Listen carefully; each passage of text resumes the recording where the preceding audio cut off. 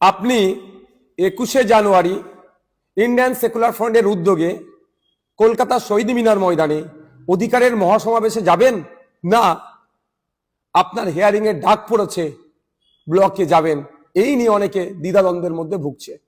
আমাদের অনেক নেতৃত্ব জানিয়েছে এবং অনেক সাধারণ মানুষ ফোন করে বলছে, ভাইজান কি করব, 21 তারিখেই আমাদের আপনার হিয়ারিং এর ডাক পড়েছে। আমি আপনাদের জানিয়ে দিই, আপনার নির্দ্বিধায়, কোনো ভয়ের দরকার নাই, 21শে জানুয়ারি কলকাতা শহীদ মিনারে আমাদের ডাকে যে অধিকারের মহাসমাবেশ হচ্ছে ওখানে উপস্থিত হন। আর আপনারা কি করবেন, তাহলে একটা চিঠি তৈরি করুন। চিঠিটা আপনার ব্লকের যিনি ইআরও আছে, ইলেকট্রাল রেজিস্ট্রেশন অফিসার, তারকে দিন। সেই চিঠির নমুনা এই ভিডিওর কমেন্ট বক্সে দেওয়া হচ্ছে। তারপরও আমি একটা ছোট্ট করে দেখিয়ে দিই, বুঝতে পারবেন চিঠিটা কিভাবে লিখবেন। প্রতি মাননীয় বা মাননীয়া ইআরও আপনার বিধানসভার নাম লিখে অমুক বিধানসভা, তারপরে আপনার জেলার নাম দেবেন, তারপরে কি দেবে বিষয়, শুনানির দিন পরিবর্তনের আবেদন, তারপরে মহাশয় মহাশয়া, মহাশয় পুরুষের জন্য মহাশয়, মহিলার জন্য মহাশয়টা দিলেন, আপনার নাম দেবেন, পিতার নাম দেবেন, পুরো ঠিকানা লিখবেন। তারপরে আপনাকে যে নোটিশটা গিয়েছে, নোটিশটা ধরে বাম দিকের মাথায় এমন জায়গায় নোটিশে লেখা আছে, নোটিশ নাম্বার দেওয়া আছে, ওই নোটিশ নাম্বারটা বসালেন। তারপরে কি লিখবেন, আপনার পক্ষ থেকে 21শে জানুয়ারি 2026 আপনার দপ্তরে এসআইআর বিষয়ে, এই যে গ্যাপটা, এসআইআর এর যে কি কারণ আপনাকে নোটিশ ইস্যু করেছে, যে কারণটা আছে সেটা উল্লেখ করবেন। উল্লেখ করার পরে শুনানির জন্য নোটিশ পেয়েছেন, আপনাকে বিশেষভাবে অনুরোধ করছি 21শে জানুয়ারি 2026 বুধবার অনেক আগে থেকেই আমার একটি গুরুত্বপূর্ণ অন্যত্র প্রোগ্রাম রয়েছে। আপনি এখানে যা কিছু লিখতে পারেন, যা কিছু মিনস যে আমার একটা বিশেষ কাজ আছে, আগে থেকেই ছিল বা এখন ডিসাইড হয়ে গেছে, গুরুত্বপূর্ণ কাজ আছে, যে কাজটার জন্য যে আপনি তারপরে কি লিখছেন, আচ্ছা এই দিনটার পরিবর্তন করা হোক, নতুন একটি দিন দেওয়া হোক, যে দিনে আমি সশরীরে উপস্থিত থেকে এই হিয়ারিং বা শুনানিতে অ্যাটেন্ড করব।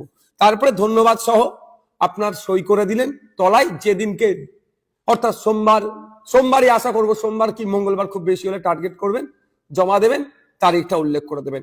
দুটো কপি হবে, একটা ইআরও স্যার বা ম্যাডাম নিয়ে নেবেন, আর একটা আপনার কাছে থাকবে রিসিভ কপিটা। আপনি আসুন কলকাতায় আগামী 21শে জানুয়ারি কলকাতায় বেলা 11টার সময় শহীদ মিনার ময়দানে আসুন, আপনার আমার অধিকার বুঝে নিতে। ফেক এসটিএসসি সার্টিফিকেটের নামে যেভাবে প্রকৃত এসটিএসসিরা বঞ্চিত হচ্ছে, এই হয়রানি বন্ধের জন্য, নতুন ওবিসি সার্টিফিকেট দিয়ে মমতা ব্যানার্জি যেভাবে মুসলিম সম্প্রদায়ের সাথে দ্বিচারিতা করছে, বৈষম্য করছে, এটা বন্ধের জন্য, ওয়াকফ সংশোধনী আইন প্রত্যাহারের জন্য, আর সর্বোপরি এসআইআর এর নামে রাজ্য জুড়ে যেভাবে অহেতুক ভোটারদেরকে হয়রানি আতঙ্কিত করা হচ্ছে, এটা বন্ধের জন্য, এবং সাথে সাথে স্কুল সহ মাদ্রাসা শিক্ষা প্রতিষ্ঠানগুলো শিক্ষক শূন্য অবস্থায় চলছে, পর্যাপ্ত পরিমাণে শিক্ষকদের শিক্ষার পরিবেশ করিয়ে নিয়ে আসা হোক, এবং যে নয়া শ্রম কোড নিয়ে এসে কেন্দ্রের বিজেপি সরকার শ্রমজীবী মানুষদেরকে শোষণ করছে, সেটা বন্ধের জন্য, এবং যে শিক্ষিত বেকার যুবকদের হাতে কাজ তুলে দেওয়ার লক্ষ্যে এই ধরনের 10টা পয়েন্টের উপরে সব আরো পয়েন্টে আলোচনা হবে।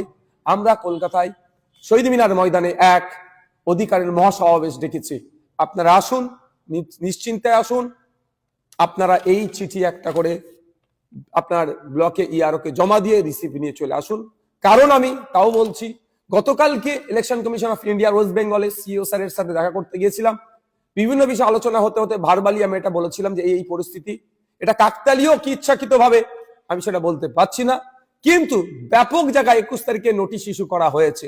আমরা মনে করছি বা আমাদের কর্মী সমর্থক বলছে যে আইএসএফ এর প্রোগ্রামকে ভুলণ্ডিত করার জন্য দিকে দিকে যেমন তৃণমূল কংগ্রেস মিটিং মিছিল ওই দিনকে রেখে মানুষকে হয়রানি করার চেষ্টা করছে, একইভাবে এই নোটিশ ইস্যু করে মানুষের যাতে না আসতে পারে সেই রাস্তা বন্ধ করার চেষ্টা করছে। তারপরেও সিইও স্যারের সাথে কথা বলেছি, তিনি জানিয়েছেন এই ধরনের অ্যাপ্লিকেশন করলে, চিঠি লিখে জমা করলে প্রত্যেককে অল্টারনেটিভ ডেট দেওয়া হবে।